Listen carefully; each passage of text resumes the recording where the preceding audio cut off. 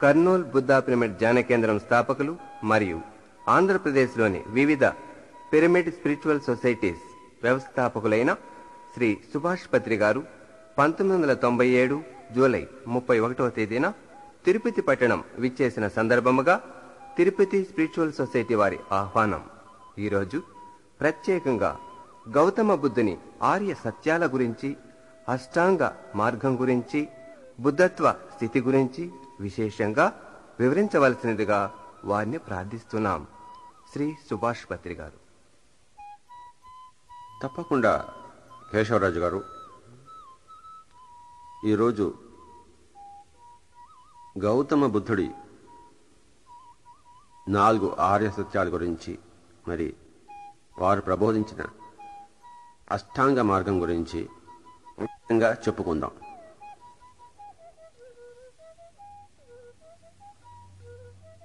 ఆధ్యాత్మిక సాధనలో ఎవరికి ఏమైనా తెలుసుకోవాలంటే దానికి బుద్ధుడే శరణ్యం.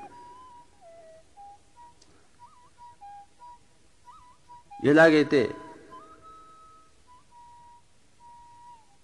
మనం ఇందాక చెప్పుకున్నట్లు మహాత్మా గాంధీ మన భారత స్వాతంత్రానికి 2 3 ఉన్నాయో, అలాగే ఎన్లైటన్మెంట్ అంటారు ఇంగ్లీష్లో,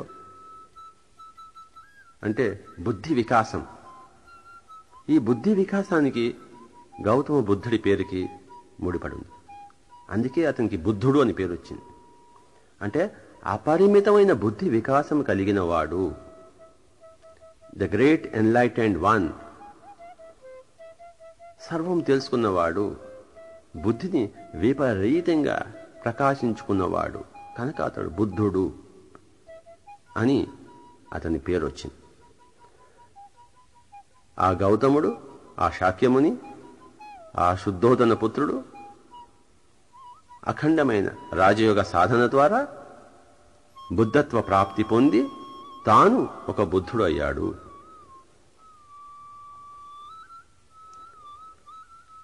బుద్ధుడు ఇలా అన్నాడనమాట ఒకసారి, నాకన్నా ముందు ఎంతో మంది బుద్ధులు వచ్చారు, నాకన్నా తరువాత కూడా ఎంతో మంది బుద్ధులు వస్తారు అని ఆయన అన్నాడు. అంటే ఇది బుద్ధత్వ స్థితి అనేది, ఇది ఎవరు సాధన చేసినా కూడాను వాటిని, ఆ స్థితిని సంతరించుకోగలరు. ఇది బుద్ధ స్థితి. గౌతముడు సాధించాడు, మనం సాధించాలి. పిరమిడ్ స్పిరిచువల్ సొసైటీస్ వారి యొక్క ధ్యేయం ఏంటంటే బుద్ధత్వ స్థితిని ప్రాప్తించుకోవడము. ఏ విధంగా అయితే బుద్ధుడు ప్రాప్తించుకున్నాడో అదే విధంగా మనము ప్రాప్తించుకోవాలి. లేకపోతే నేను బుద్ధ మార్గంలో ఉన్నా అని చెప్పుకోవడానికి మనకి అర్హత లేదు. బుద్ధ మార్గంలో ఉంటే బుద్ధుడు అయి తీరాలి. కనుక బుద్ధుడు చెప్పిన విశేషాలని ధమ్మపదం అనే పుస్తకంలో చక్కగా రాసుకున్నారు. ఆయన చెప్పిన ఒక చిన్న వాక్యం చూద్దాం. ఆయన ఇలా అన్నాడు, నిరయం పాప కమ్మినో సగ్గం సుగతినో యంతి పరినిబ్బంది అనాసవా. అంటే పాళి అనేది మన సంస్కృతానికి కొంచెం వికృతి. అదే ఈ పాళిదే సంస్కృతంలో చెప్పుకోవాలంటే నిరయం పాప కర్మణి స్వర్గం సుగతయో యాంతి పరి నిర్వాస్త్యనాస్ర వావహ. ఇది సంస్కృతం. అంటే అర్థం ఏమిటంటే పాప పనులు చేసేవారు నరకాన్ని, పుణ్యాత్ములు స్వర్గాన్ని పొందుతారు. మనసులో మాలిన్యం లేని మహాత్ములు పరినిర్వాణం పొందుతారు. ఇంకొకసారి, పాప పనులు చేసేవారు నరకాన్ని, పుణ్యాత్ములు స్వర్గాన్ని పొందుతారు. మనసులో మాలి లేని మహాత్ములు పరినిర్వాణం పొందుతారు. అంటే ముఖ్యంగా 3 రకాల మనుషుల గురించి బుద్ధుడు చెప్పాడు. పాప కర్మలు చేసేవారు, పుణ్యకర్మలు చేసేవారు, జ్ఞానాన్ని సంతరించుకునేవాళ్ళు. పాపం చేసేవాళ్ళు చక్కటి నరక స్థితిని అనుభవిస్తారు, ఈ లోకంలోనూ పరలోకంలోనూ. పుణ్యాత్ములు చక్కటి సుఖస్థితిని అనుభవిస్తారు, ఈ లోకంలోనూ పరలోకంలోనూ. జ్ఞానులు అంటే బుద్ధులు శాశ్వతమైన దుఃఖరహిత స్థితిని పొందుతారు. అంటే పుణ్యాత్ములు పరలోకంలో సుఖస్థితిని పొందినా తిరిగి జన్మించక తప్పదు. కృష్ణుడు చెప్పినట్టు తేత్వం భుక్త్వా స్వర్గలోకం విశాలం క్షీణే పుణ్యే మర్త్యలోకం విశంతి ఏవం త్రయీ ధర్మమను ప్రపన్న గతాగతం కామకామా లభంతే. కనుక మళ్లీ మళ్లీ మనం పుట్టకుండా చేసుకునే స్థితే మహాపరినిర్వాణ స్థితి, బుద్ధత్వ స్థితి. అది ఆయన చక్కగా సులభంగా పొంది మనకి చక్కగా సులభంగా చెప్పారు ఆయన. కనుక ఎవరైతే ఈ మహాపరినిర్వాణ స్థితి అనగా మోక్ష స్థితి అథవా అపవర్గ స్థితి, ముక్త స్థితి, దుఃఖ రాహిత్య స్థితి, జన్మ రాహిత్య స్థితి పొందదలుచుకున్నారో వారికి బుద్ధ ప్రబోధనాల్ని ఆకలింపు చేసుకోవడం తప్ప వేరే మార్గమే లేదు. అది అందుకే గౌతమ బుద్ధుడు మనకి చాలా చక్కగా సులభంగా చేసి పెట్టాడు. బుద్ధుడి పేరు చెప్పంగానే మనకి మొట్టమొదటిగా మనసుకి గోచరించేది ఆయన చెప్పిన 4 ఆర్య సూత్రాలు, అంటే ద 4 నోబుల్ ట్రూత్స్ అన్నారు. మొట్టమొదటిది ఏంటంటే ది ఎగ్జిస్టెన్స్ ఆఫ్ దుఃఖ, అంటే దుఃఖం అన్ని చోట్ల ఉంది. ఏమిటి దుఃఖము? దుఃఖం అంటే పుట్టడము దుఃఖం, రోగము దుఃఖం, ముసలితనము దుఃఖం, చనిపోవడము దుఃఖం, మన దగ్గరికి మనం వాంఛించింది మన దగ్గరికి రావడం అనేది దుఃఖం, మనం వాంఛించింది మన దగ్గర నుంచి పోవడం అనేది దుఃఖం. ఇదే దుఃఖానికి నిర్వచనం చెప్పాడు గౌతమ బుద్ధుడు. సర్వత్రా వ్యాపించింది దుఃఖం. ప్రతి మనిషి అశాంతిగా ఉన్నాడు, అనారోగ్యంగా ఉన్నాడు, ఎక్కడ చూసినా దుఃఖమే. ఇదే మొట్టమొదటిది ఆర్య సూత్రం, ఫస్ట్ నోబెల్ ట్రూత్. రెండవది ఏంటంటే ఈ దుఃఖం ఎందుకు వచ్చింది అంటే విపరీతమైన మోహం వలన, ఆవేశం వలన, తృష్ణ వలన. కనుక ఈ తృష్ణ అనేది రెండవ ఆర్య సూత్రం, ఆర్య సత్యం. ప్రతిదీ కూడాను సరైన మోతాదులో ఉండాలి. ఆ మోతాదు మించితే తీవ్రమైన ఆవేశానికి, మోహానికి గురైతే అది మనకి దుఃఖానికి దారితీస్తుంది. ఈ తీవ్రమైన మోహం ఎందుకు వచ్చిందంటే అదే దానికి మూలం అవిద్య అని 3వ ఆర్య సత్యాన్ని ఆయన ప్రబోధించారు. అవిద్య అంటే విద్య లేకపోవడము. ఏ విద్య? ఆధ్యాత్మిక విద్య. ఆధ్యాత్మిక విద్య లేకపోవడాన్ని అవిద్య అంటారు. అదే 3వ ఆర్య సత్యం. మరి ఈ ఆధ్యాత్మిక అవిద్య పోవాలంటే ఏం చేయాలి? 8-fold పాత్ అవలంబించండి అన్నాడు ఆయన.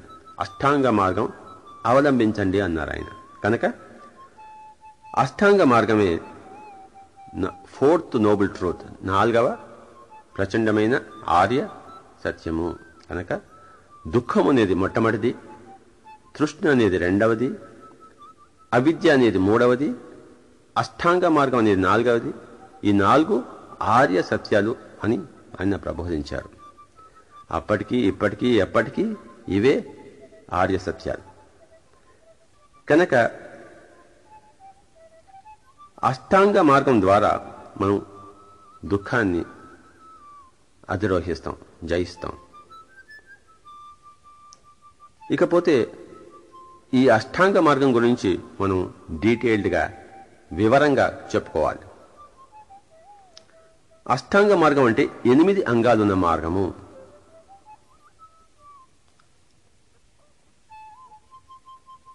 మొట్టమొదటిది సమ్మా దిట్టి అన్నాడు ఆయన, అంటే సరైన దృక్పథాలు. రెండవది సమ్మా సంకల్పో, అంటే సరైన సంకల్పాలు. మూడవది సమ్మా వాచ, అంటే సరైన వాక్కు. నాలుగవది సమ్మా కమ్మంతో, అంటే సరైన కర్మ. 5 సమ్మా జీవో, అంటే సరైన జీవనోపాయం. 6 సమ్మా వాయామో, అంటే సరైన శ్రద్ధ. 7 సమ్మా సతి, అంటే సరైన ఏకాగ్రత. 8 సమ్మా సమాధి అంటే సరి అయిన ధ్యానము. ఈ 8 అష్టాంగ మార్గం.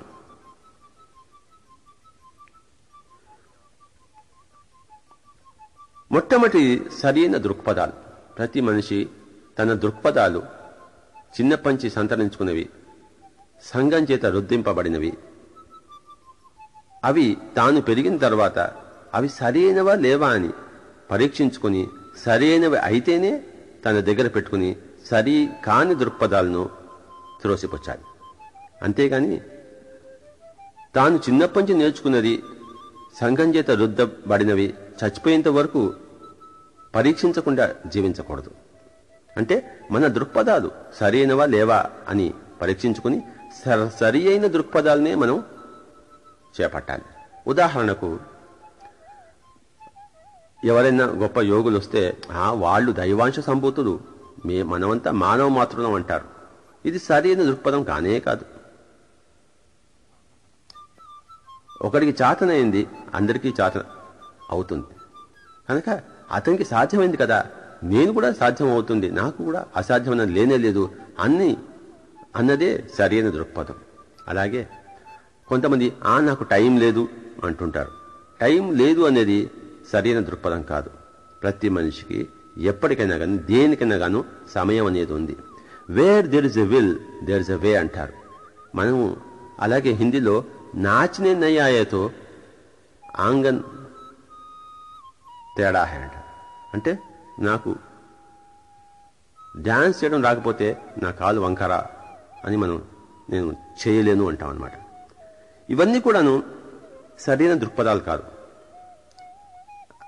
కనుక మనిషి సరైన దృక్పథాలు చేపట్టాలి.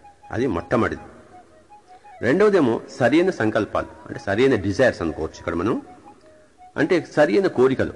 సరైన కోరికలు అంటే అవతల వాడి జేబు కొట్టి నా జేబు నింపుకోవాలి అనేది సరైన కోరిక కాదు. నా జేబు నిండాలి, అవతల వాడి జేబుకి ఏమాత్రం చెడు కలగకుండా, హాని కలగకుండా అన్నదే సరైన కోరిక. బలవంతపు బ్రాహ్మణార్థం చేయకూడదు. మన కళ్యాణం ఇతరులకు కంటకం కాకూడదు. మన కళ్యాణం ఇతరులకు కళ్యాణం కావాలే కానీ వాళ్ళకి కంటకమై మనకి కళ్యాణం అయితే అది సరైన కోరిక కానే కాదు. అలాగే సరైన వాక్కు అనేది మూడవది.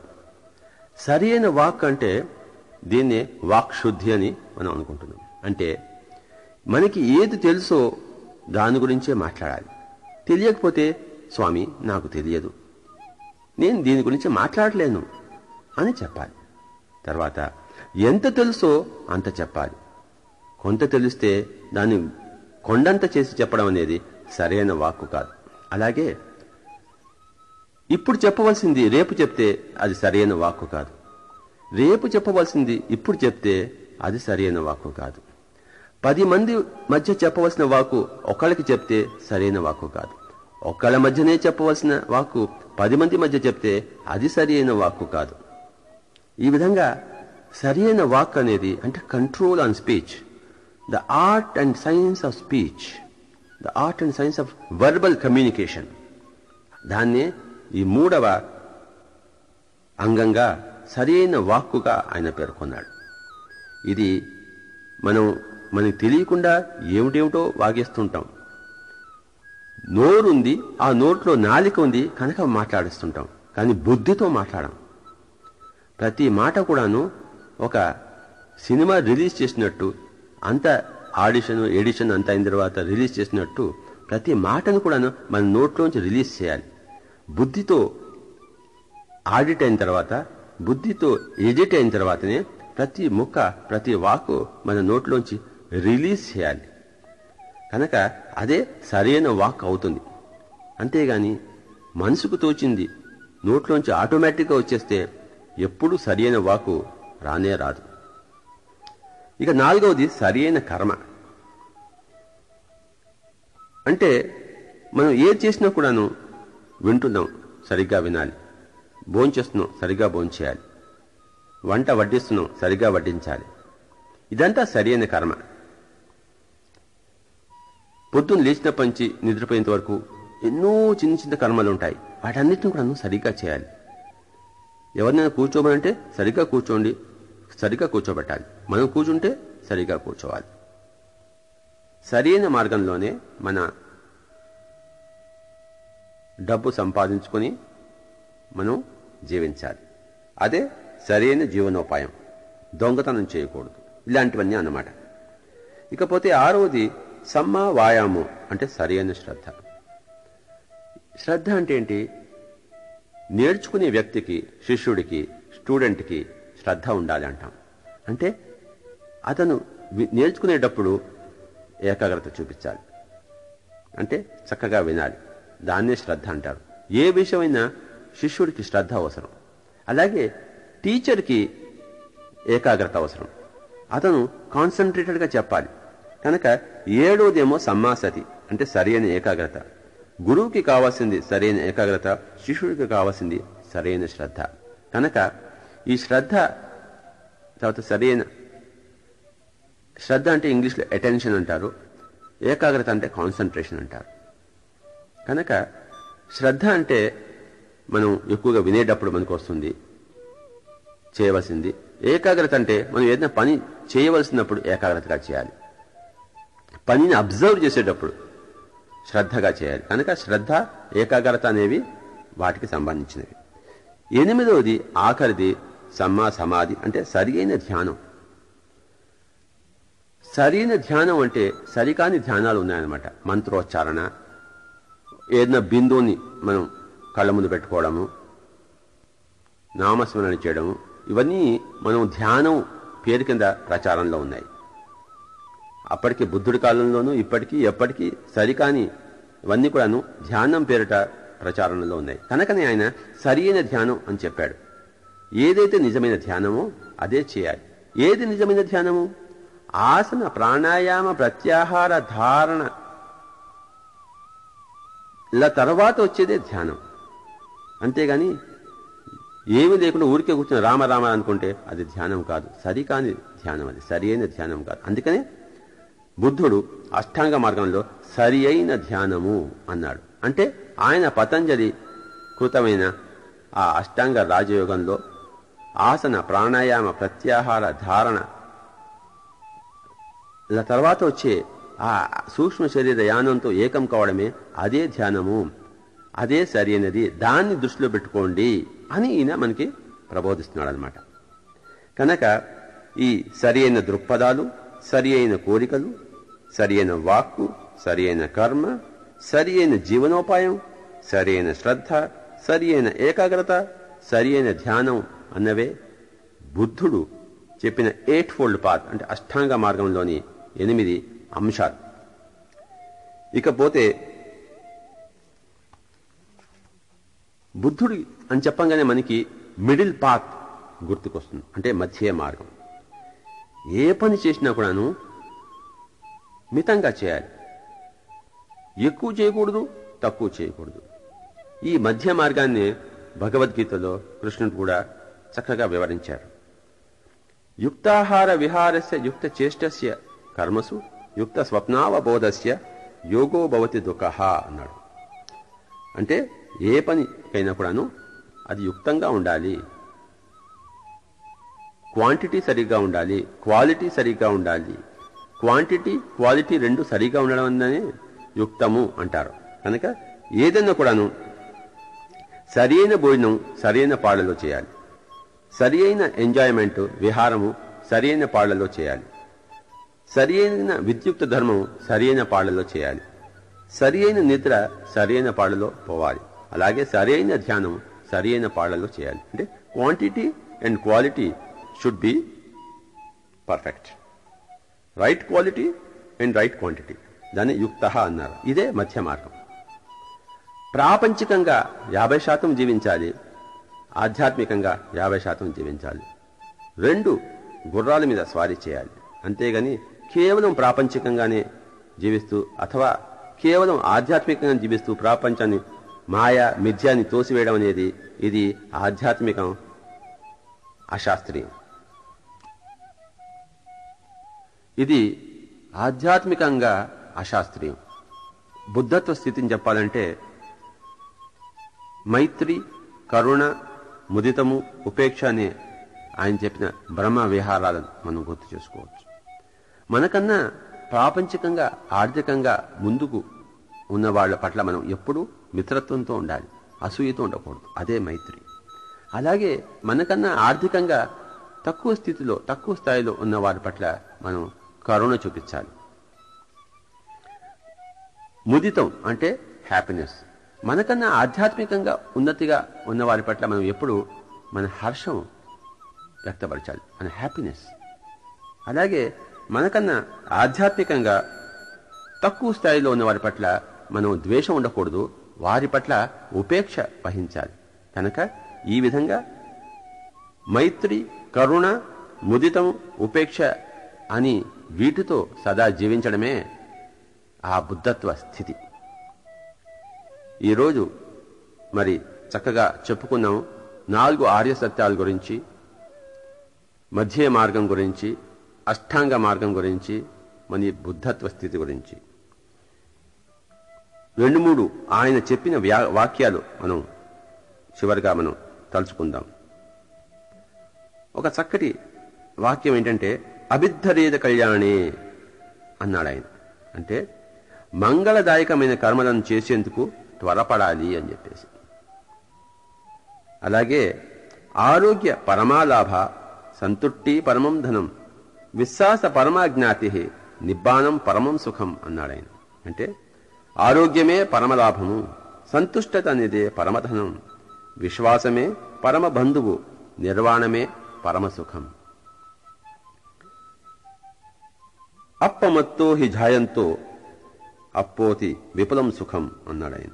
అంటే అప్రమత్తుడై ధ్యానించేవాడు విపులమైన సుఖాన్ని పొందుతాడు అని చెప్పేసి. కనుక బుద్ధుడు అంటేనే ధ్యానము, బుద్ధుడు అంటేనే బుద్ధత్వ స్థితి. ధ్యానము ద్వారానే ఆ బుద్ధత్వ స్థితి, ఆ బుద్ధత్వ స్థితి ద్వారానే విపులమైన సుఖము, పరమ సుఖము అని బుద్ధుడు ప్రవచించాడు. కనుక ఈ విధంగా మనం గౌతమ బుద్ధుడి ప్రబోధాల గురించి తెలుసుకున్నాం. ఇదే ఆయన చెప్పిన బోధ, ఇంతకన్నా వేరే ఏమీ లేదు. ఆయన చనిపోతున్నప్పుడు తన ప్రియ శిష్యుడైన ఆనందుడితో అప్పో దీపోభవ అని చెప్పారు ఆయన. అంటే చివరిగా నీకు నీవే దిక్కువికా, నా మీద ఆధారపడకు, నీ మీదే ఆధారపడు, నిన్ను నువ్వే ఉద్ధరించుకో, నీకు నువ్వే గతి, నీకు నీవే దుక్కు అని ఆయన చివరి పలుకులు మరి ఆనందుడికి. అదే మనం తెలుసుకోవాల్సిన మౌలిక సత్యం. మన కాళ్ళ మీద మనం నిలబడాలి, గురువు కాళ్ళ మీద కాదు, ప్రకృతి కాళ్ళ మీద కాదు, దైవత్వ కాళ్ళ మీద కాదు. అహం బ్రహ్మాస్మి, I am everything, so I can stand on my own legs. నా సంగతి నేను చూసుకోగలను, నా ఉద్ధారణ నేను చేసుకోగలను, నాకు నేనే దిక్కు, నాకు నేనే దీపము అని జీవించే వాడే బుద్ధత్వ స్థితిని పొందినవాడు. ఈరోజు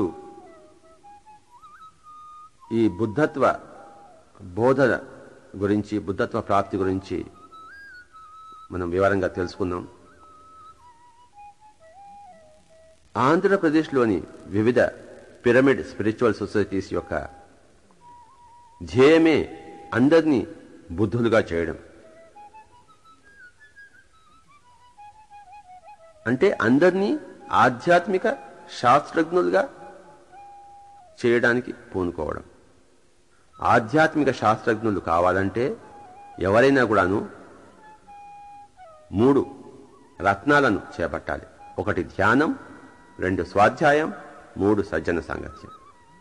ధ్యానం అంటే విపులంగా మనం పతంజలి అష్టాంగ యోగ మార్గంలో చెప్పుకుందాం. ఇకపోతే స్వాధ్యాయం. స్వాధ్యాయం అంటే చక్కటి పుస్తకాలు చదవాలి. Lobsang Rampa, Richard Bach, Carlos Castaneda, Yogananda Paramahansa, Swami Rama, Jane Roberts, Annie Besant, Blavatsky, Leadbeater, Ruth Montgomery, Alan Watts, Colin Wilson, Barbara Ann Brennan, ఈ విధంగా అద్భుతమైన శాస్త్రజ్ఞులు ఉన్నారు. ఆ పుస్తకాలన్నీ చదవడమే, మరి అందరి చేత చదివించడమే పిరమిడ్ స్పిరిచువల్ సొసైటీస్ వారి ధ్యానుల యొక్క చాలా ముఖ్యమైన ఉద్దేశం. Writing makes an exact man, speech or conference a ready man, and wide reading a full man అని మనకి సర్ ఫ్రాన్సిస్ బేకన్ చెప్పారు. కనుక వైడ్ రీడింగ్ అనేది లేకపోతే అందరూ కూడాను సగం సగం మనుషులుగా జీవిస్తారు కానీ సంపూర్ణమైన మానవులుగా, బుద్ధి వికాసం చెందిన వాళ్ళుగా జీవించరు. కనుక వైడ్ రీడింగ్ అంటే విస్తారంగా చదవడం అనేది ప్రపంచంలోని అన్ని ప్రముఖుల, అన్ని దేశాల ప్రముఖ ఆధ్యాత్మిక శాస్త్రజ్ఞుల వారి పుస్తకాలు చదవడం అనేదే స్వాధ్యాయము అంటే. కనుక ఈ స్వాధ్యాయానికి నేను భారతదేశవాసిని, నేను వాళ్ళవే చదువుతాను అన్నది చాలా మూర్ఖత. అలాగే సజ్జన సాంగత్యం అంటే అందరి ధ్యానుల, యోగుల అనుభవాలు మనం ప్రతిరోజు విని తీరాలి. కనుక పిరమిడ్ స్పిరిచువల్ సొసైటీస్ వారి మెసేజ్ ఏమిటంటే, దయచేసి ధ్యానం చేయండి, స్వాధ్యాయం చేయండి, ప్రతిరోజు సజ్జన సాంగత్యం చేయండి, బుద్ధులు కండి.